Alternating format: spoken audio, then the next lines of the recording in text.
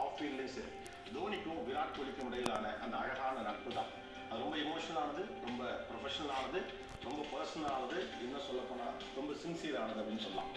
2017 கேப்டன்சியை விராட் கோலி கிட்ட ஒப்படைச்ச பிறகு அடுத்த சீரீஸ்லேயே விராட் கோலி ஜெயிச்சார். எப்போதுமே பார்த்தீங்கன்னா ஒரு மேட்ச் ஜெயிச்ச உடனே ஒரு சொவியில கலெக்ட் பண்ணிக்கிறது தோனிக்கு பழக்கம். மேட்ச் முடிச்ச உடனே டக்குன்னு அந்த மிடில் சீட் எடுத்துட்டு போவாங்க, அதுதான் ஒரு சொவியில. அப்படி அந்த சீரீஸை ஜெயிச்ச உடனேயும் அந்த பாலை ஜெயிச்ச அந்த பாலை வந்து விராட் கோலிக்கு தோனி பரிசா கொடுத்தாரு. அதுல தோனியோட ஆட்டோகிராஃப் போட்டு விராட் கோலி வாங்கிட்டாராம். அது ரொம்ப பொக்கிஷமா வச்சிருக்கதா பின்னால சொல்லியிருக்காரு. அதுக்கப்புறம் நிறைய மாற்றங்கள் நடந்துச்சு. 2022 அப்படிங்கிற ஒரு காலகட்டம் விராட் கோலியை பொறுத்த வரைக்கும் இருண்ட காலம் அப்படின்னு சொல்லலாம். எல்லா ஃபார்ம் ஆஃப் கிரிக்கெட்லேருந்து